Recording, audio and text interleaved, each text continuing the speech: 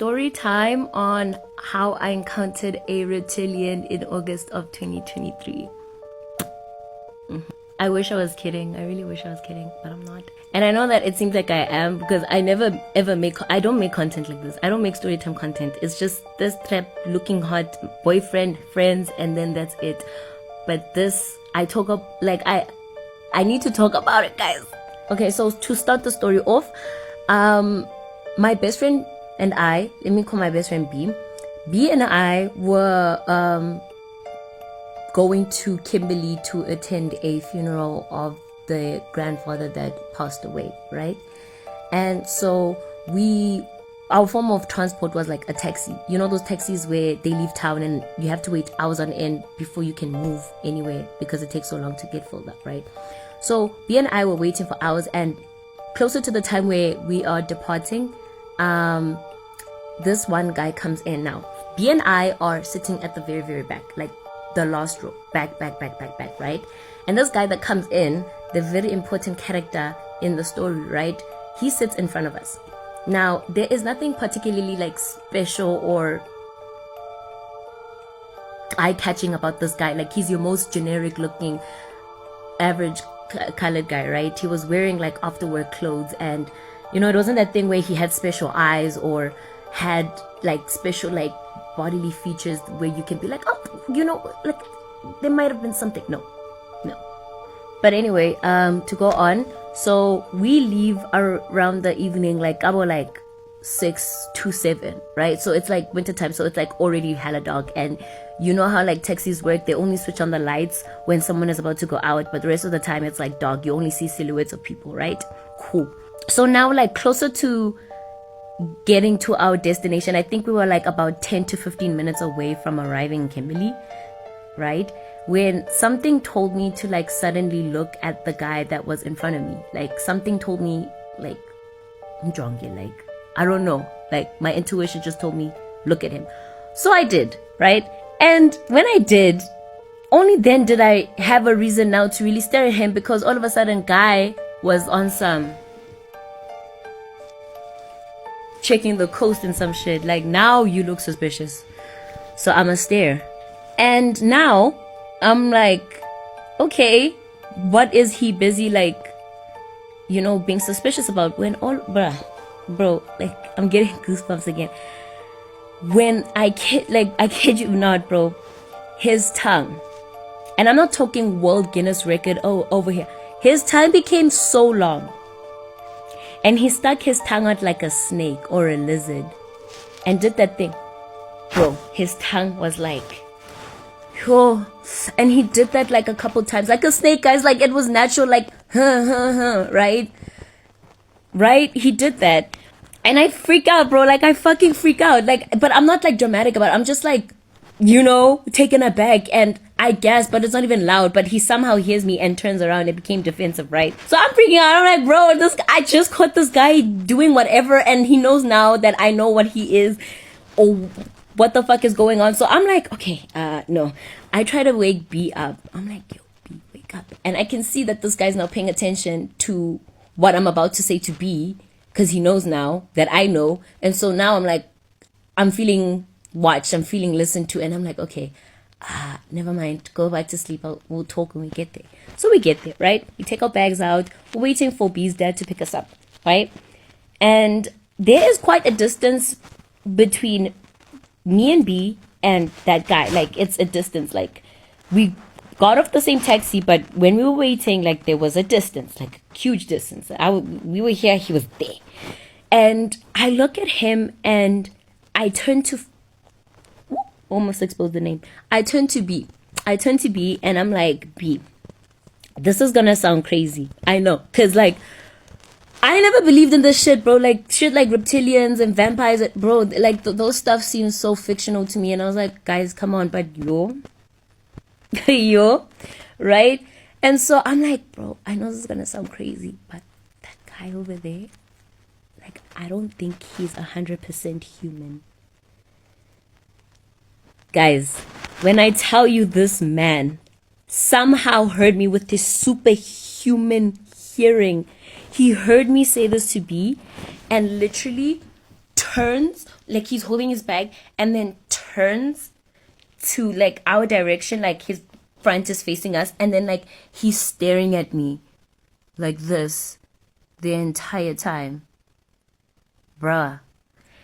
And I'm like, B, bro, how far is your dad? Like, dead ass, how far is your dad? And B's like, no, my dad is almost here, da da da da, don't freak out. And guys, I don't blame B for like underreacting, because like B was going through grief and a lot was going on in that month. A lot was going on. So we didn't really get to like break down what the fuck happened, because August of that year was absolutely insane for everyone, right? So yeah, this guy's staring, I'm freaking out. Dad arrives, we get in the car, and I think about this like the entire night. I tell my partner at that time what happened, and like, but that was about it. That was it. We move on. The next day, it's the funeral. We're in the like church having the memorial. The memorial finishes.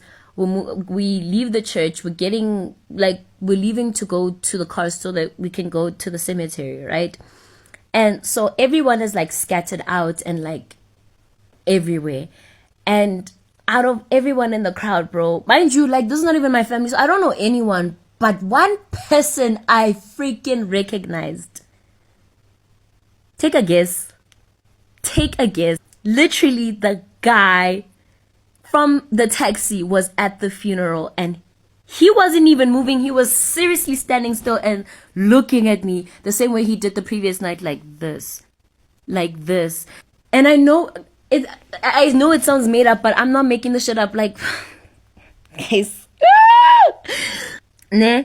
So I'm like freaking out. So I turn to B and I'm like, hey B, that guy over there, do you know him? And here's the thing about B. B doesn't remember anything that went down. Like, B was tired, B's grieved, like, you know, so B was just like, why are you paying attention to this person so much? Like, B didn't like clock what the hell was going on. So I'm just like, B, like, do you know this person? And B was like, no, I don't. No, like, not family, no. And I'm like, bro, did this man thing guy, I don't know, follow me to the funeral because I saw that he's not human, and I caught him in these like most comfortable, vulnerable, like, okay. But anyway, that is the story time. Like, this is like me like cutting it short, but yeah, crazy things are out there, guys. Like, some things are not fictional, some things are not myths, some things are not fake. A lot of the times, these stories and movies and shows have some truth in it. Not a lot of truth in it, because wow. Can we show them the older homestead? Okay, yeah, let's go. As you know. No, it's not. No, it's not.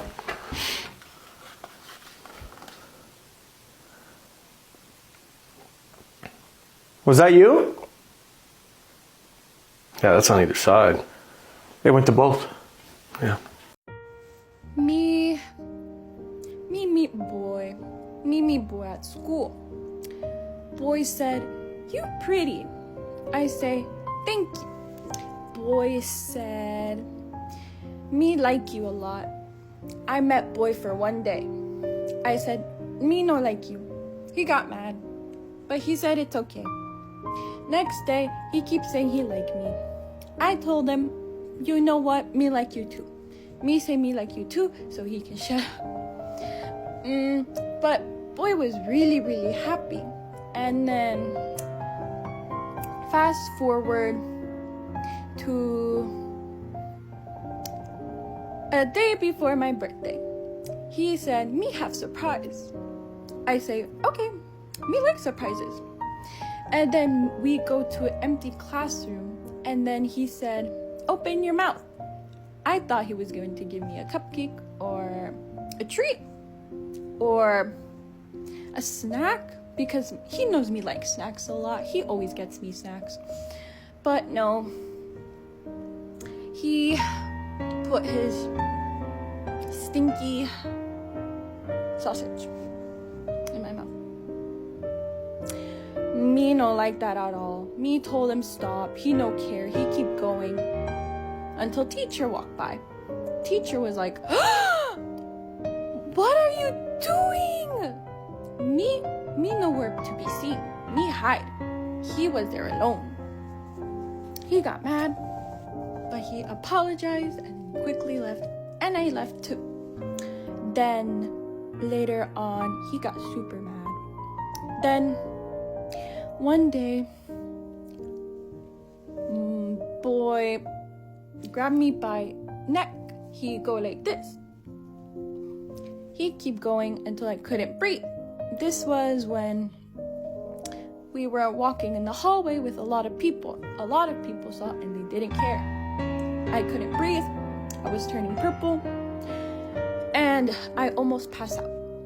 Boy was very aggressive, but he would always be like, oh, me love you, me do this because I love you, me no mean to hurt you, me only do this because I care.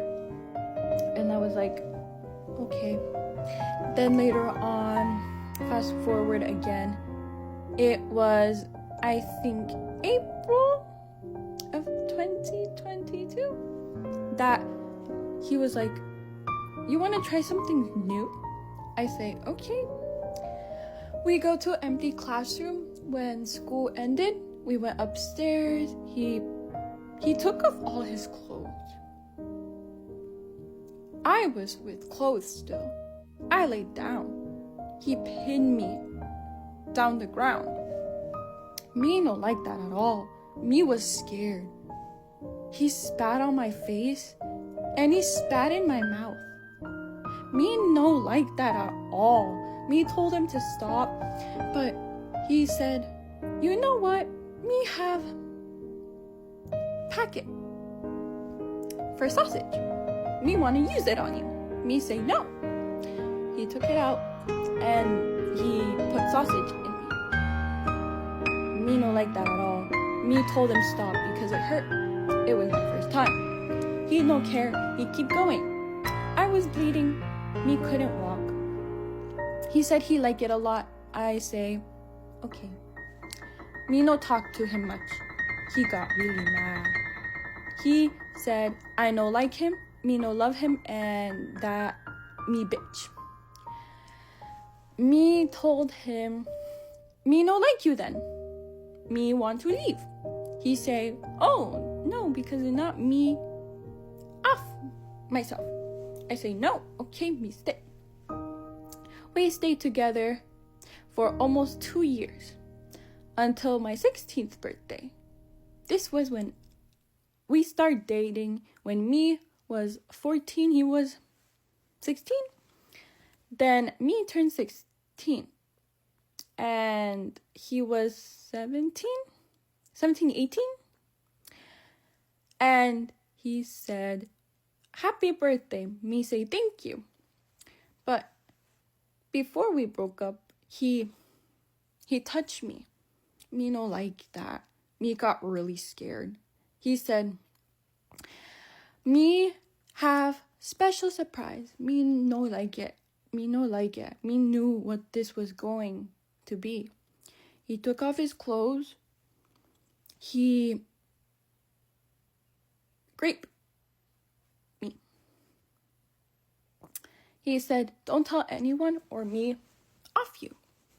Me stay quiet for a whole time. Me was very sad. Me was very depressed. Me start cutting myself. Me start using pill. Thinking me go happy. Me was not happy. Me got kicked out because mom thought me no want. Until me told mom, me serious. It was not me. Mom saw me. She knew me no lie. Mom was very, very sad. Then she said, me go scare boy. I said, okay. Mom scare boy bad. Mom grabbed him by throat, yell at him, and hit him. Mom told me about it. Me was shocked, but relieved, because boy no talk to me anymore. Boy pretend I no exist. Boy no harm me, boy no touch me. Me happy. And I feel happy now because boy is gone, boy nowhere to be seen, and boy probably dead. Me no see him anymore. But me grateful for my mom. There's a man in Chicago who claims he's been alive for 900 years, and the terrifying part, he knows things he shouldn't. They call him the Infinite Man, and once you hear his story, you'll understand why even the police refused to write an official report. It started when officers found a homeless man wandering downtown, old coat, torn shoes, mumbling to himself. But when they tried talking to him, he spoke perfect Middle English, not modern English, the kind spoken in the 1100s. When they brought him in, he suddenly switched accents. French, then Latin. Then something a linguist later said hasn't been spoken on Earth for hundreds of years. He told them his name was Iman, and that he was born in the year 1134. At first, the officers thought he was confused until he started recounting historical events with impossible accuracy. Battles, kings, floods, even the exact weather conditions on days that historians only partially reconstructed. Then he told them something even stranger. He doesn't live through time, he slides through it. He said every time he dies, he wakes up somewhere else. Different year, different country, different life, same consciousness. Almost like his soul can't stay in one timeline, like it's unstuck. One officer asked how many times it's happened. He said, I don't count anymore, but your world is the noisiest one I've been in. They asked him how he ended up here in 2025. He said he drowned in the 1600s and woke up gasping out on the shore of Lake Michigan just a few months ago. When they pressed him for the details, he said something that made everyone in the room go silent. I don't think I'm the only one sometimes. I see people who recognize me from lives I don't remember. And before they could question him further, he vanished. Not escaped, not ran, just gone. 1 minute he was sitting in the chair, the next the room was empty. Security cameras glitched for exactly 7 seconds. No explanation, no trace. But the officers who interviewed him all described the same feeling, that the moment he disappeared, something in the room felt colder, like a part of history got erased right in front of them. If the Infinite Man was telling the truth, where is he now? And how many lifetimes has he lived since the last time someone saw him? Stay weird. You know, if somebody asks me who are the people with the lowest IQ, my answer would be it's either between cave divers or urban explorers. And if you don't believe me, watch this video. It all started when a group of friends wanted to explore an abandoned railway tunnel. I mean, sure, when you see an abandoned tunnel like this, I mean, it sounds fun, okay? You want to explore it. Until you see something inside in the dark and it's not fun anymore. But you know, some people just don't think twice, like this group right here who decided to explore it. So they entered the tunnel and they decided to do a quick check with flashlights just to see if everything's okay. They were like, okay, yeah, we can go. This is where everybody started walking comfortably. You know, everything was okay at first. You know, they saw some graffitis here and there, some broken stuff, you know, stuff you would expect in an abandoned place. I'm telling you, they were laughing, joking, basically having fun, until one of them got an idea, and the idea was to take a picture. So the one who wanted to take a picture was like, hey yo guys, please regroup together, I want to take a pic. So when everyone heard him, they were like, oh yeah, you know what, that's a good idea. They regrouped together and they started posing. And these guys were posing, okay, they were hitting the hardest poses. They were like,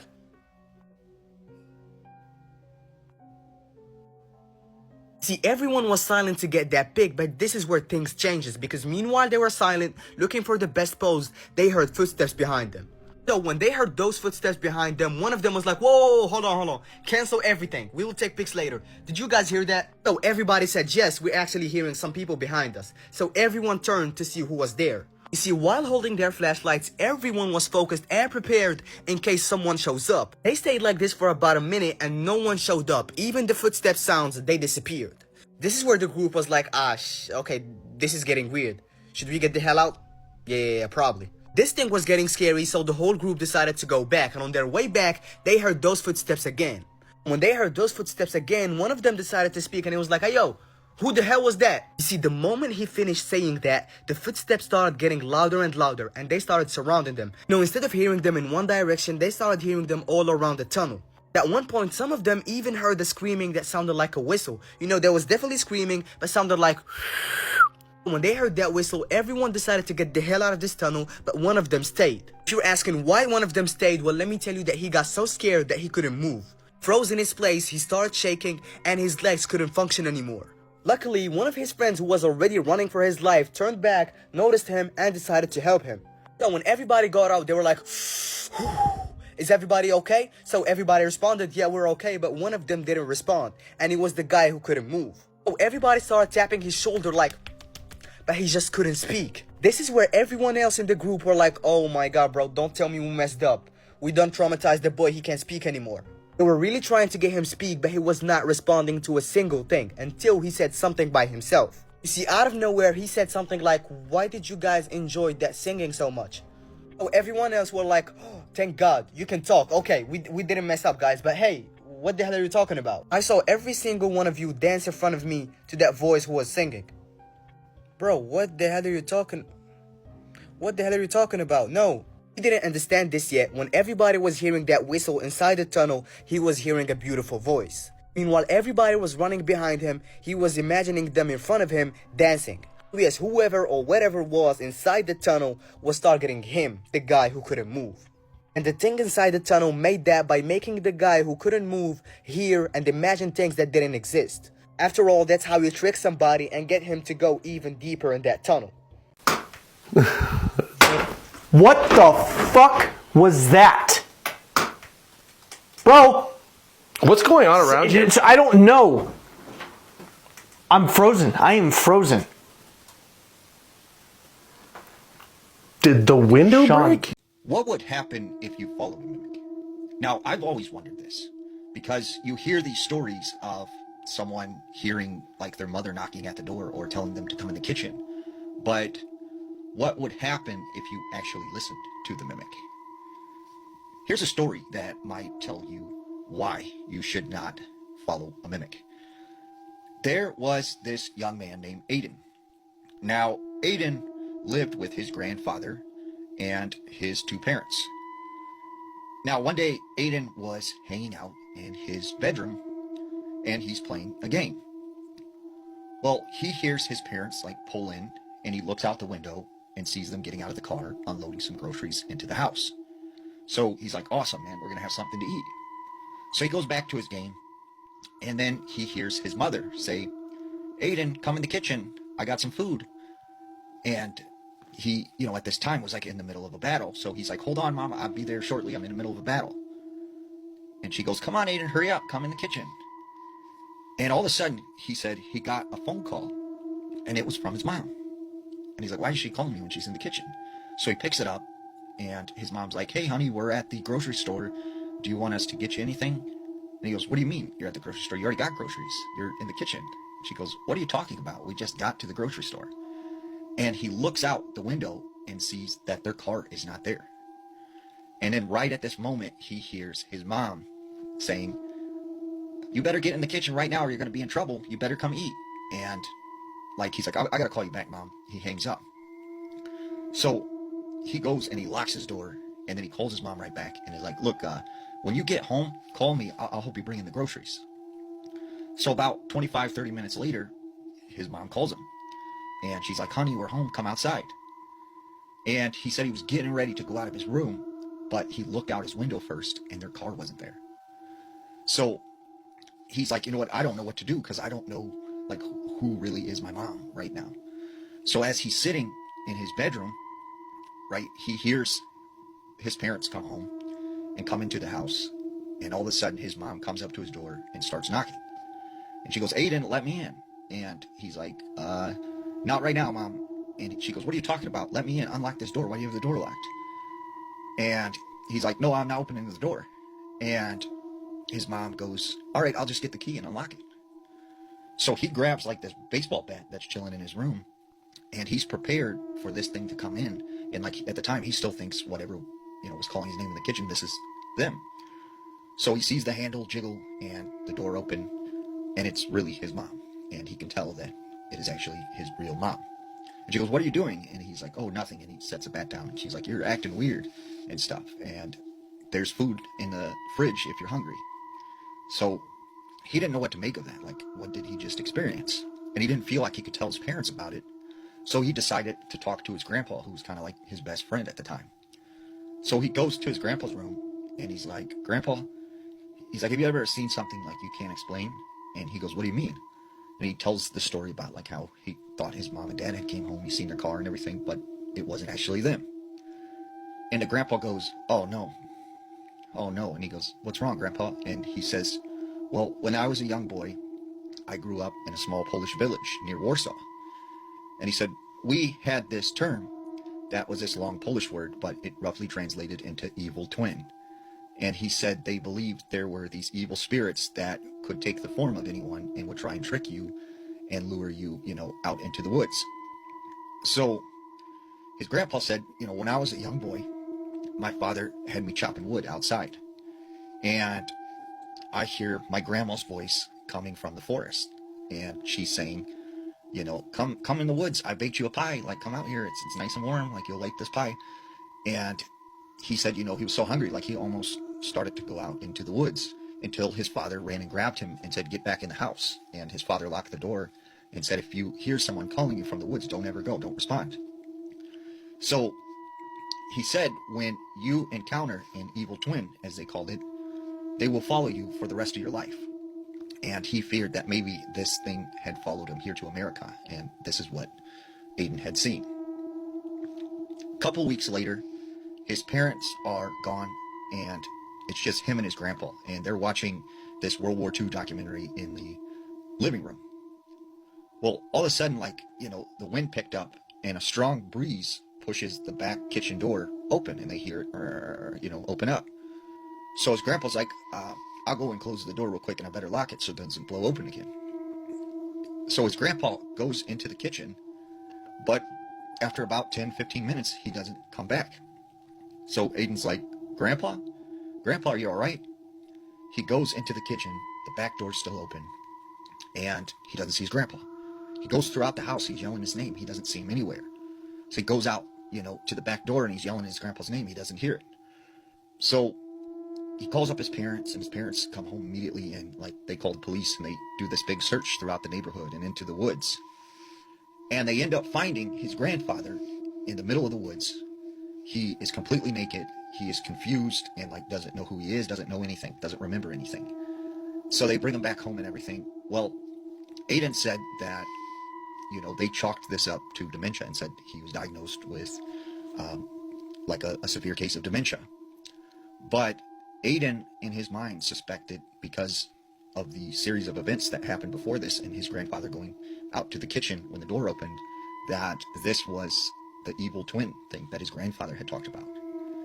And he said, although his grandfather had completely lost his memory, from time to time, he would say to Aiden, is my brother outside? Is my brother out there? And he couldn't figure out why, his grandfather would keep saying that. And then he realized maybe this thing appeared as his brother, and it lured him into the woods.